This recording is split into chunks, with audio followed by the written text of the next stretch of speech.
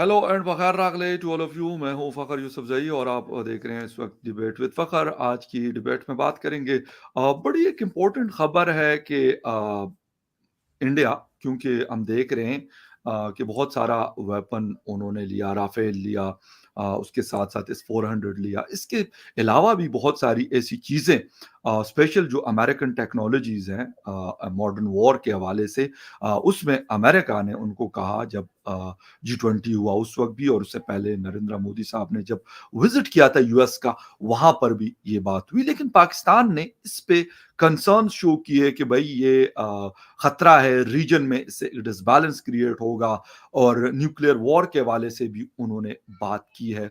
हमेशा हम सुनते आ रहे हैं कि जी दो न्यूक्लियर पावर्स रहते हैं, वैसे तो तीन है, चाइना भी न्यूक्लियर पावर है इस रीजन के अंदर, और बिल्कुल साथ साथ दीवारें जुड़ी हुई है तीनों की।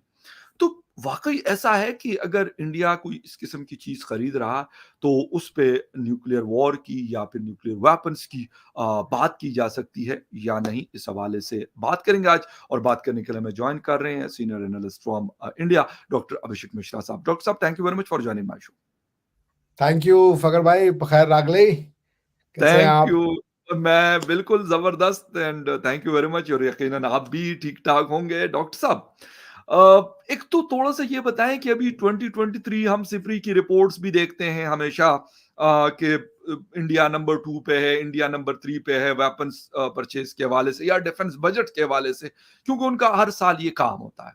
सऊदी अरेबिया भी उस लिस्ट के अंदर मौजूद है, टॉप में मौजूद है। लेकिन क्या ऐसी चीजें लगती है आपको कि पाकिस्तान कहता है, और वैसे बाय द वे एक चीज बड़ी क्लियर है कि यकीनन पाकिस्तान इंडिया के किसी मतलब कहने पे या ना कहने पे कोई चीज खरीदता है या बेचता है, और ना इंडिया पाकिस्तान से पूछ के कोई चीज बेचता है या खरीदता है। ये क्योंकि दोनों सॉवरेन कंट्रीज हैं, अलग अलग कंट्रीज हैं, दोनों की अपना एक सिस्टम है, उस हिसाब से चलते हैं। लेकिन फिर भी क्या चीज ऐसी है जिसके ऊपर पाकिस्तान कंसर्न शो कर, और क्या ये ठीक है ये कंसर्न शो करना? देखिए, अगर आपकी चॉइस गलत है तो आप दूसरे की चॉइस पे कैसे कंसर्न शो कर सकते हैं, दूसरे के एक्शंस पे? ओके। अगर चाइना डेवलपमेंट ऑफ वेपन कर रहा है तो आप करें, बहुत खुश है। आप जी, समझ रहे हैं ना? चाइना बिल्कुल। ने तो जितनी वेपनाइजेशन की है, या चाइना का जो डिफेंस बजट है, वो तो इंडिया से 3-4 गुना ज्यादा है भाई। There is no hmm, comparison between Chinese defence budget and the Indian defence budget. There is at least 3 to 4 times of difference. उस पे पाकिस्तान को कोई प्रॉब्लम नहीं है। राइट, तो जिस तरीके से आपको चाइना के ग्रोइंग मिलिट्री स्ट्रेचर से और एक्विजिशन ऑफ वेपन से प्रॉब्लम नहीं है, उसी तरीके से ये जो बाकी वेपन सप्लायर हैं, इंक्लूडिंग अमेरिका एंड रशिया, उनको इंडिया से कोई प्रॉब्लम नहीं है, because both these countries do not see India as their possible future threat.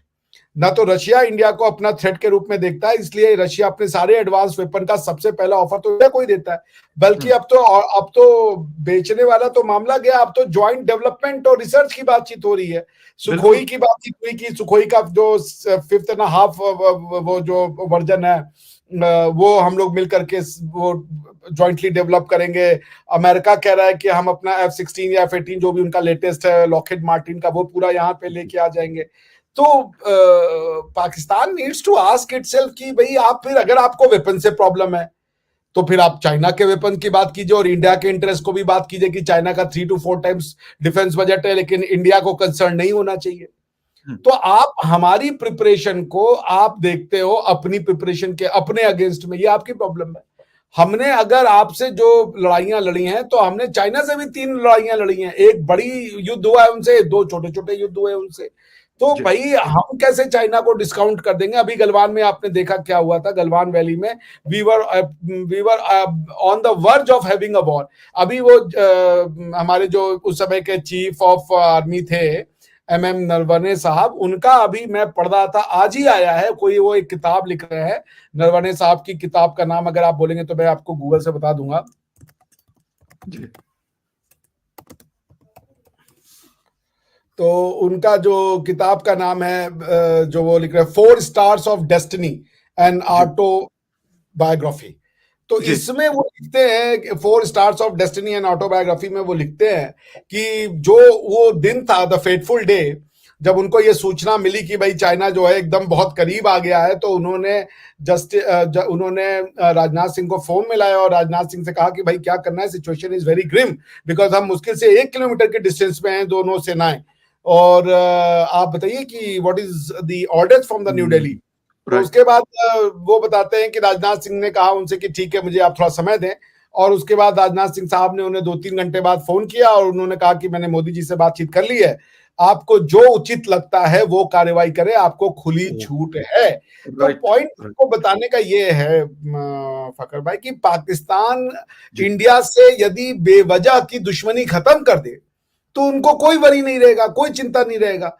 लेकिन आप ये कहें कि आपके लिए हम चाइना की तैयारी छोड़ दें, आपके लिए हम जो है दूसरे अपने, जो हमारा चूंकि स्टेचर बड़ा है और हम एक सिविलाइजेशनल कंट्री है, हम आज की कंट्री तो है नहीं, हम तो हजारों साल से कंट्री है, तो हमें अपना एक स्टेचर बनाना है, अपना रिक्लेम करना है जो हमारी लॉस्ट ग्लोरी थी, और उसको हम पाना चाहते हैं वापस में। तो nothing right. Against Pakistan. Pakistan मैं आपको ट्रस्ट करके बता रहा हूं, does not even figure in any of India's strategic समझ लीजिए थिंकिंग। जो थिंकिंग होती है कि अगर चाइना से लड़ाई होगी तो शायद पाकिस्तान भी एक फ्रंट होगा, टू फ्रंट वॉर इसको कहते हैं, बस दैट्स इट। जी। अदरवाइज कि हम अपनी प्रिपरेशन पाकिस्तान के हिसाब से करते हैं, that will be highly what you call stupid. अच्छा, डॉक्टर साहब एक चीज और, न्यूक्लियर की हम बहुत बात सुनते हैं, nuclear war, nuclear war, nuclear war, और स्पेशली इस रीजन में सुनते हैं। खैर इजराइल के एक मिनिस्टर ने भी अभी गजा के लिए, हालांकि गजा और इजराइल एक ही तो मतलब छोटी सी जगह है, बहुत बड़ी जगह नहीं है, और रशिया का भी हमने यूक्रेन वॉर में भी हमने सुना, लेकिन यहाँ पे भी हम सुनते हैं। वैसे अभी तक अगर देखा जाए तो दोनों कंट्रीज ने, यानी इंडिया पाकिस्तान की मैं बात करूं, चाइना की नहीं, मैं कहता हूं इस हवाले से काफी रिस्पॉन्सिबिलिटी भी दिखाई है। ठीक है, बीच में अप्स एंड डाउन बहुत आई है जब से ये न्यूक्लियर पावर्स डिक्लेयर हुए हैं, लेकिन फिर भी काफी दिखाई है। बट बात होती है कि जी दोनों न्यूक्लियर पावर्स है, ये क्या बैलेंस करने के लिए बात करते हैं, या मतलब खुदा न खास्ता ऐसा हो भी सकता है कि वो कहते चले जी कोई एक कर दे, वरना दोनों के लिए ही वैसे काफी है बाय द वे। देखिए, इंडिया का मिलिट्री कंपैरिजन अमेरिका से नहीं किया जा सकता, ठीक है ना। हम अमेरिका से जाके भिड़ जाएंगे तो मूर्खता होगी। There is no match between ठीक अस है। And America. Agree. Technologically, the kind of budget they have, the kind of expertise they have, we are far far ahead, far far behind, बहुत पीछे हम उनसे। तो जबरदस्ती का कि अब अमेरिका ये कर रहा है, उनका $100 बिलियन का अगर बजट है या $125 बिलियन का बजट है, तो हम भी अब उतना ही बजट करें, ये तो बेवकूफी वाली बात होगी ना, because we can not match them. अब अगर हम इस फियर साइकोसिस से बाहर आना चाहते हैं, तो instead of being nemesis of America, we should become friends with America, and if not friends at least do not remain an enemy with America, तो हमारी चिंताएं कम हो जाएंगी। पाकिस्तान के न्यूक्लियर वेपन का ब्लफ जो है ना, मैं इसको समझता हूं ब्लफ। पाकिस्तान की एक हठधर्मी है फकर भाई, कि वो एक ऐसी थ्योरी को इस्तेमाल करना चाहता है और उसके प्रोटेक्ट के लिए, क्योंकि क्यों है न्यूक्लियर वेपन पाकिस्तान का? पाकिस्तान का न्यूक्लियर वेपन की डॉक्ट्रिन ये है कि इंडिया कभी भी हम पे अटैक करके पाकिस्तान को सफाए हस्ती से मिटा देगा। ये उनका लॉजिक है कि पाकिस्तान को पाकिस्तान बने रहने के लिए न्यूक्लियर वेपन का होना जरूरी है। इंडिया और इंडिया के जितने पॉलिटिशियंस हैं, सबने कहा है कि बारिंग पीओके को छोड़ दीजिए, तो पाकिस्तान के किसी भी लैंड पे हमारा कोई क्लेम नहीं है। वो पाकिस्तान एक इंडिपेंडेंट एंटिटी है, चाहे वो खैबर पख्तूनख्वा हो, चाहे वो आपका सिंध बलूचिस्तान हो। बलूचिस्तान को भी इंडियन मानते हैं, कोई उसमें ऑब्जेक्शन नहीं देखते, और आपका चाहे वो पंजाब हो, we have no objection with that. वो पाकिस्तान है, उसको मानते हैं। हमको कोई उसको वापस लेना है, मिलाना है, ऐसा कोई सपना किसी हिंदुस्तान के जो भारतवासी है उसके मन में नहीं है। ये बेकार का फिगर है। अगर आप ये कह रहे हो कि हम पाकिस्तान की दिफा के लिए कर रहे हैं, तो किसकी दिफा कर रहे हो जब पाकिस्तान ऑलरेडी दिफा वाला है ही है? अब अगर आप ये कह रहे हो कि हम टू नेशन थ्योरी की दिफा कर रहे हैं, कि भैया हमें टू नेशन थ्योरी को प्रोटेक्ट करना है, तो क्या टू नेशन थ्योरी है? कि आप खुद कह रहे हो कि आपके मित्र कहीं हैं जो सिख भी हैं, क्रिश्चियन भी हैं, मुसलमान भी है, तो आप तो, मुझे जो समझ में आ रहा है कि रिलीजन तो नहीं पूछते होगे कि हेलो भैया अपना जरा रिलीजन बताओ, तब हम तुमसे हाथ मिलाएं। ऐसा तो आप नहीं करते। तो इसका मतलब यह है कि पख्तूनख्वा में आपके साथ हिंदू भी रह रहे हैं, सिख भी रह रहे हैं, मुस्लिम भी रह रहे हैं, क्रिश्चियन भी रह रहे हैं, और बड़ी खुशी खुशी रह रहे होंगे, और आपको कोई ऑब्जेक्शन नहीं है इससे कि उनका रिलीजन क्या है। आपको यह है कि as long as they are Pakhtun, उनका रिलीजन क्या हो आपको कोई मतलब नहीं है उससे। Absolutely right. तो सेम थ्योरी हम कहते हैं as long as you are Indian, आप भारतीय हो जब तक, आप किसी भी धर्म में, भगवान में मानो, अल्लाह में मानो, जीसस में मानो, हमसे कोई मतलब नहीं है, वो आपका पर्सनल है भाई। इंडियन की चॉइस है, मैं इंडियन हूं, मेरे घर में कोई और भगवान मानना चाहते हैं, आप मान लो। तो जी। पॉइंट ये कि टू नेशन थ्योरी की हठधर्मी, कि हम टू नेशन थ्योरी को नहीं छोड़ेंगे, ऑब्नॉक्शियस थ्योरी जो इंसानों को बांटती है, हमारे कल्चर को तोड़ती है। आप कह रहे हो कि ये थ्योरी तो बचाएंगे, हम न्यूक्लियर बम मार देंगे, तो मार दीजिए आप। हम्म। अगर ये आपका है कि हम एक ऑब्नॉक्शियस थ्योरी के प्रोटेक्शन को करेंगे, हम रिविजिट नहीं करेंगे, हम हम्म। सीखेंगे नहीं, हम पढ़ेंगे नहीं, हम गौर फिक्र नहीं करेंगे, हमारी हम्म। जिद है कि हमने चूंकि कह दिया कि टू नेशन थ्योरी है तो हम उसके लिए बम मारेंगे, अगर ये है आपका गोल, तो हम क्या कर सकते हैं फिर? जब आपने दिमागों पे ताले लगा रखे हैं कि टू जी। नेशन थ्योरी फेल हो चुकी है, भारत बार बार कह रहा है कि हिंदुस्तान का मुसलमान जो है वो हिंदुस्तान का हिस्सा, भारत के मुसलमान अपने आप को भारत का हिस्सा मानते हैं, धर्म किसी का कुछ भी हो, कोई फर्क नहीं पड़ता, तो जी। किस लिए है कि न्यूक्लियर वेपन आपका? हम लोगों ने बार बार कहा कि हम कभी नहीं अटैक करेंगे पाकिस्तान के ऊपर। अगर आपका यह है कि हमें पीओके के लिए हम रक्षा करें, कि पीओके के आकर के हमसे आप अटैक ना कर लो, हमसे ना ले लो, तो आपने पीओके का ज्यादा कुछ हिस्सा तो चाइना को दे रखा है, 1/3 चाइना को दे रखा है, उसके लिए हम्म। आप वो नहीं कर रहे, उसका मतलब आपको पीओके से तो इंटरेस्ट नहीं है। भारत हम्म। का 1 इंच भी हमने किसी को ट्रीटी साइन करके नहीं दिया कि ये आप रख लो। अगर पीओके से आपको प्यार होता तो 1963 में जो आपका ट्रीटी साइन हुआ है चाइना के साथ, जिसमें सिर्फ 6 या 7 प्रोविजन है, जिसमें आपने एक बड़ा चंक ऑफ लैंड जो है वो दे दिया है उनको, वो कोई नहीं देता जो अपनी टेरिटरी अपनी मानता है। भारत और ओके। पाकिस्तान के बीच में जंग ही टेरिटरी को लेके। तो हम्म। फकर भाई, अगर ये जिद है कि टू नेशन थ्योरी है वो सही है, उसके लिए हम बम मारेंगे, तो मार लीजिए, देख लीजिए क्या होता है, वो भी आपको समझ में आ जाएगा। जिद का तो कोई वो सोल्यूशन नहीं है ना। जहां तक बात भारत की है, हम पाकिस्तान को एक पॉलिटिकल एंटिटी, सॉवरेन स्टेट मानते हैं। हम जी। पाकिस्तान में पंजाब, पख्तूनख्वा, सिंध, बलूचिस्तान, ये सब पाकिस्तान का मानते हैं। हमारा क्लेम पीओके पे है, वो सॉल्व होने के कई तरीके हैं जी। अच्छा डॉक्टर साहब, लेकिन ये ट्रस्ट डेफिसिट तो है बहरहाल। एक दूसरे के ऊपर हम ट्रस्ट तो नहीं करते। हिंदुस्तान पाकिस्तान पे नहीं करता और पाकिस्तान हिंदुस्तान पे नहीं करता। जब भी इस तरह की कोई चीज आती है तो कहते हैं जी न्यूक्लियर हमारे पास है भाई, अगर हमें जरूरत होगी। और पता भी है कि यार अगर एक बंदा कोई एक ने भी चला दिया इस रीजन के अंदर, तो पाकिस्तान हिंदुस्तान तो क्या, जो इर्द गिर्द के और कंट्रीज है वो भी साथ, खुदा न खास्ता, वो भी तबाह बर्बाद हो जाएंगे। मतलब कोई मजाक तो नहीं है ना, कोई मजाक नहीं है ये। मतलब इट्स नॉट अ जोक। ठीक है, लोग कहते हैं कि ये 1945 में जिस वक्त नागासाकी और हिरोशिमा के ऊपर अमेरिका ने इसको चला दिया था, सर आज तक उसका इम्पैक्ट खत्म नहीं हुआ। ऑलमोस्ट 70+ ईयर्स हो गए इस चीज को। तो ये तो मॉडर्न एरा का मतलब टेक्नोलॉजी है, आज से 70 साल पहले की टेक्नोलॉजी और आज की टेक्नोलॉजी में जमीन आसमान का फर्क। तो फिर हम क्यों नहीं बैठ जाते कि यार बस कर दो, ये इधर इधर यूनाइटेड नेशन में बैठ के धमकी दे दे, कहीं और बैठ के हम धमकी दे दे कि भाई हमारे पास तो है, भाई है ना। दोनों को दुनिया ने वो किया हुआ, रिकॉग्नाइज किया हुआ कि दोनों न्यूक्लियर पावर। हम भी एक दूसरे को कर लें अच्छे तरीके से कि भाई ये कोई इस तरह की चीज नहीं है कि बस ये कोई टीटी पिस्टल तोड़ी है आपने बस किसी बात पे निकाल दी, ये कोई डंडा तोड़ी है कि आपने निकाल दिया और आपने डराना है बच्चों को, इस तरह तोड़ी है। देखिए, आज की डेट में पाकिस्तान के सबसे पॉपुलर लीडर का नाम है इमरान खान। इसको तो जी। कोई डाउट नहीं करेगा, इज अ जी। Very popular leader. जी। इमरान खान की 40 मिनट की यूएन जनरल असेंबली का स्पीच आप सुन लीजिए। क्या राइट। क्लेम था उनका? रिमेम्बर। उनका क्लेम यही था कि भाई हम तो मुसलमान हैं और हम तो तैयार हैं शहीद होने के लिए, अपना देख लो। जी। भाई हमारा क्लेम ये है, आपका क्लेम क्या है कि कश्मीर में मुसलमान रहते हैं इसलिए जी। कश्मीर हमारा है, ठीक है ना? और तो कोई क्लेम नहीं है। आप कश्मीर वो तो की फिर इंडिया सफाई, में भी 25 करोड़ रहते हैं, तो फिर उसका क्या करेंगे? वो नहीं मानना चाहते ना। अगर आप ये मान लें कि आपका आपका पाकिस्तान की इतिहास, पॉपुलेशन अभी तक सेंसस के मुताबिक 24 करोड़ बताई जाती है, लेकिन 25 के आसपास होगी। लेकिन जितने लोग यहाँ रहते हैं तकरीबन उतने सेम लोग या शायद उससे थोड़े से ज्यादा हिंदुस्तान में रहते हैं। मुसलमानों की अगर बात कीजिए, वैसे मैं रिलीजन पे नहीं बात कर रहा बिल्कुल भी किसी सूरत में। जी।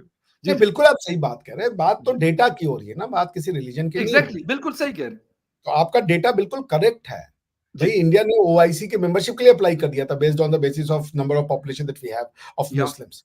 तो एग्जैक्टली। पॉइंट ये है कि अगर आप, जो आपका बात बिल्कुल सही कि ये क्यों हो रहा है, ये हम्म। क्यों डिस्प्यूट है, इसका क्या सोल्यूशन है? इसका सोल्यूशन क्या भारत के पास है? अगर पाकिस्तान से पूछा जाए कि क्या सोल्यूशन है भाई, तो कह रहे पीओके ले लो, पीओके जहां जैसा है वही छोड़ दो। अभी तक उन्होंने कश्मीर में पूरी कोशिश की, इतना वो कश्मीरी पंडितों को निकलवाया, जहर फैला दिया। भाई आप एक बात बताइए, क्या वो कश्मीर के कल्चर के लिए लड़ रहे हैं?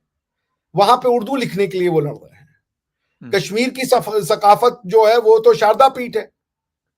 कश्मीर का मैंने आपको कॉन्स्टिट्यूशन बना पढ़ के सुना दिया है, वो लिख रहे हैं कि मुस्लिम नॉन मुस्लिम में अंतर होगा, हेड ऑफ स्टेट हमेशा, इसके लिए लड़ाई लड़ रहे हैं आप।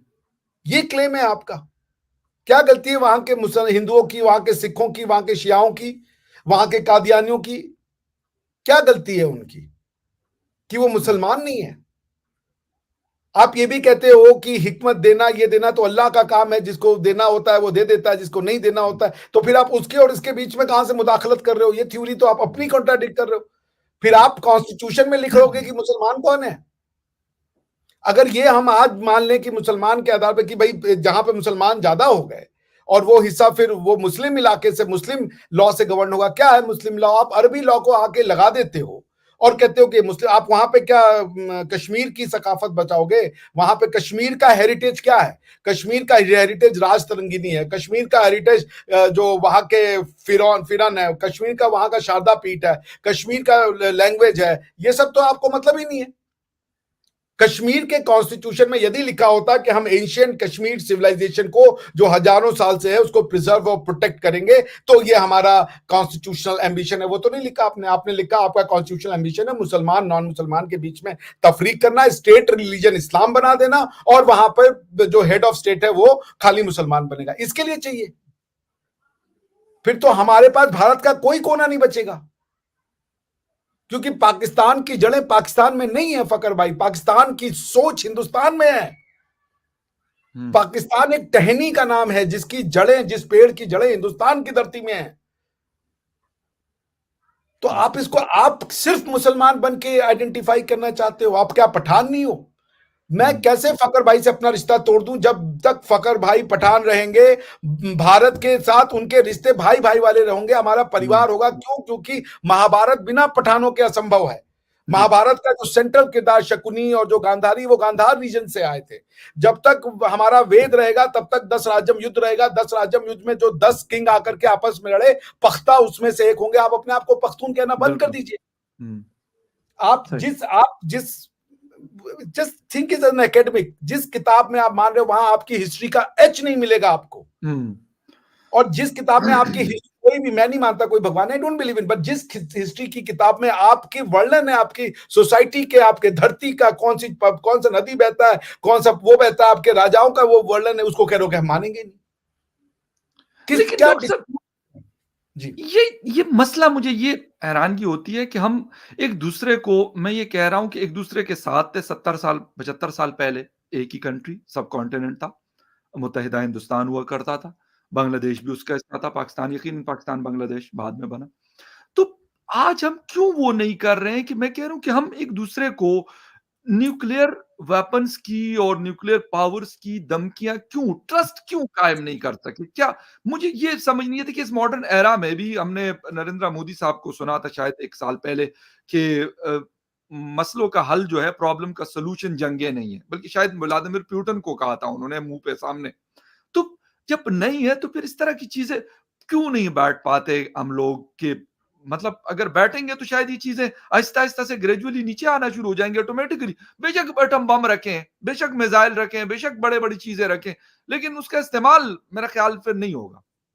देखिए, कुछ प्रॉब्लम बायलैटरल सॉल्व होते हैं, कुछ यूनिलैटरल खुद से सॉल्व करने हैं। पाकिस्तान का पहला बायलैटरल रिलेशन सॉल्व करने से पहले Pakistan needs to put its house in order.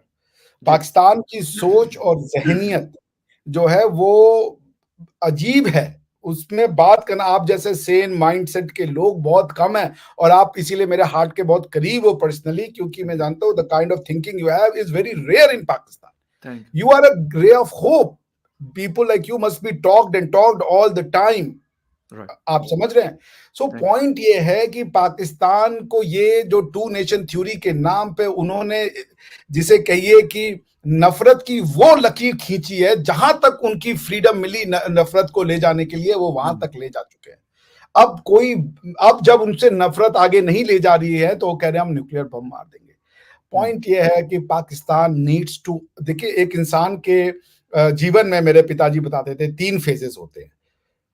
सबसे पहला फेज होता है इंसान सीखता है, वो अपनी भाषा सीखेगा, वो अपना खान-पान सीखेगा। आपके ज़बान का टेस्ट वही होगा जहाँ पे आप पल-बढ़ रहे होंगे। बिल्कुल, आप यदि इंडिया में होंगे तो वेजिटेरियन हो जाएँगे, पख्तूनख्वा में बिल्कुल, होंगे तो जो आपका डिश होगा, पंजाबी होंगे बिल्कुल, तो जो आपका डिश होगा, अमेरिका में होंगे तो जो बिल्कुल, उनका डिश होगा। उस एग्ज़ैक्टली। हिसाब से हम लर्निंग दुनिया का ईज़ीएस्ट चीज़ है। बच्चा पैदा होता है गूंगा, बोलने लगता है पख्तून, बोलने लगता है हिंदी, बोलने लगता है बिल्कुल, पंजाबी, कुछ नहीं करना बिल्कुल, पड़ता, वो सीख इब्रानी, फ्रेंच जो सारी उसको वो सीख बिल्कुल, जाता है। Learning is the easiest thing Fakhar भाई, ईज़ीएस्ट टू लर्न। आप कुछ मत करो, आपका दिमाग आपको बेसिक लर्निंग सिखा देता है इंसान बनने के लिए क्या आवश्यक है। लर्निंग के बाद जब आप थोड़े मैच्योर होते हो, तो आप उस लर्निंग को क्वेश्चन करना शुरू करते हो कि क्या मैंने जो हुँ, सीखा वो सही सीखा? क्या उसमें और जोड़ने या घटाने की जरूरत है? हुँ, इस फेज को कहते हैं अनलर्निंग।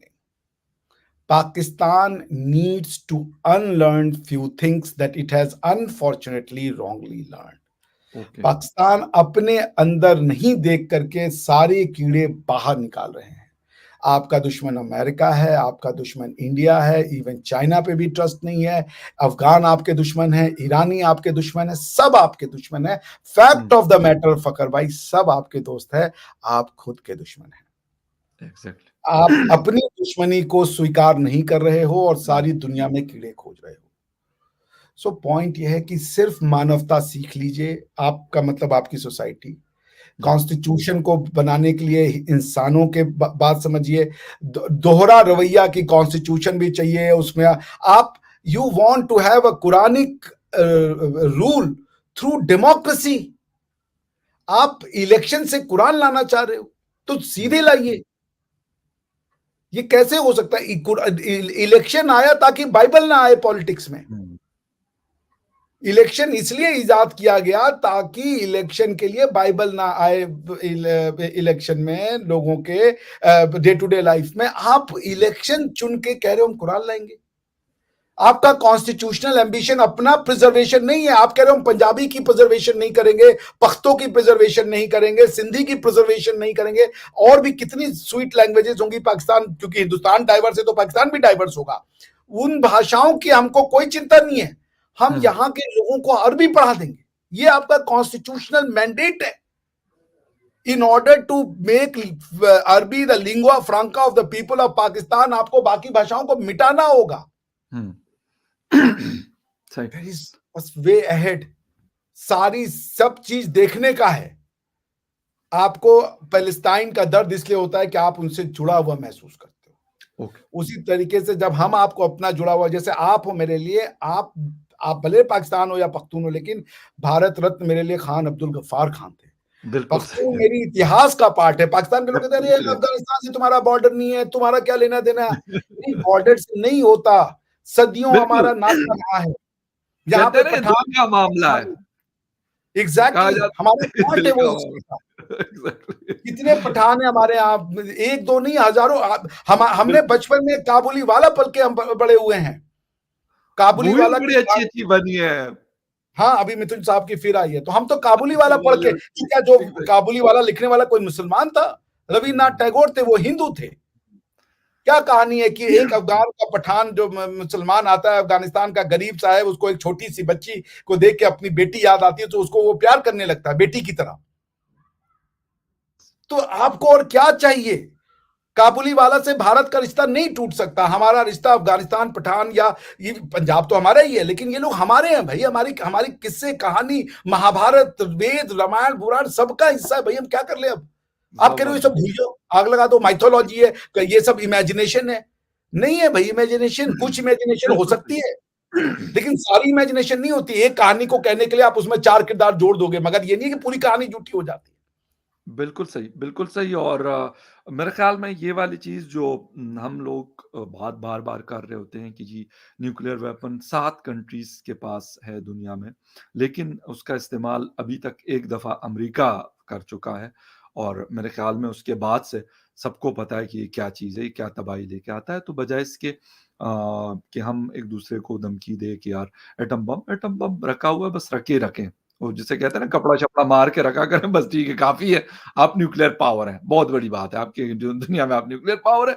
लेकिन बहुत सारी चीज़ें ऐसी नहीं होती कि मतलब हमारे वो पश्तूनों में होता है ना कि AK-47 रखा हो उसका ये मतलब नहीं कि आप हर बात पे ना मतलब कोई बात उठे टक्कर के आप AK-47 निकाल लें। ये नहीं होता है कहीं पे भी। इवन एक और चीज़ होती है कि हमारे यहाँ ये भी होता है लोग ये 9mm वगैरह लोग रखते थे, अब भी खैर रखते हैं इनफैक्ट ऐसा नहीं है। तो वो कहा जाता है कि यार आप इसको ना इसलिए ना रखें अपने पास कि बस आपने कोई बात हुई बस ढक करके आपने निकाले। नो मतलब that is for your self defence लेकिन वो भी मतलब हमें आजकल हालात जैसे खराब हुए हैं थोड़ा बहुत वो, तो उस सूरत में अदरवाइज़ ये कोई अच्छी चीज़ नहीं है कि हम कहें नहीं, नहीं, नहीं बस हम तो भई कोई अगर वैसे भी कोई बात करेगा तो हम कहेंगे चलो जी निकाल। नहीं, इसके इसी तरह दुनिया के पास या कंट्रीज़ के पास जो चीज़ें होती हैं उसका ये मतलब नहीं होता कि मिसाइल है तो भई बटन दबाना है वही मैंने इस जगह के शेयर को, इस मुल्क को उड़ाना है। नो, ये बिल्कुल तरीका नहीं है। तो मेरे ख्याल में यूनाइटेड नेशन में पाकिस्तान के मैं एक रिप्रेजेंटेटिव सेंटेंस बोलना चाहूंगा सर कि प्लीज़, सर पढ़ प्लीज़। लीजिए ना, पढ़ लीजिए बस, समझ लीजिए, बिल्कुल, पढ़ाई से सारी एग्री, प्रॉब्लम। नहीं पढ़ना, नहीं सीखने का नाम है कि न्यूक्लियर वेपन। जिस दिन पढ़ लेंगे, चीज़ों को थोड़ा समझ जाएँगे, न्यूक्लियर वेपन से जान छूट जाएगी हमारी भी आपकी। ज़बरदस्त। बहुत अच्छी बात और मेरे ख़्याल इसी पे ख़त्म करेंगे कि जब हम पढ़ लेंगे, समझ जाएँगे तो मेरे ख़्याल में हमें फिर इस तरह की बातें करने की ज़रूरत ही नहीं पड़ेगी। डॉक्टर साहब थैंक यू वेरी मच आपके टाइम का बहुत शुक्रिया कि आपने शो जॉइन किया and viewers thank you very much for watching debate with Fakhar Yousafzai. किसी और डिबेट में आपसे फिर मुलाकात होगी, तब तक के लिए take care and bye. Thank you for भाई, गुड नाइट।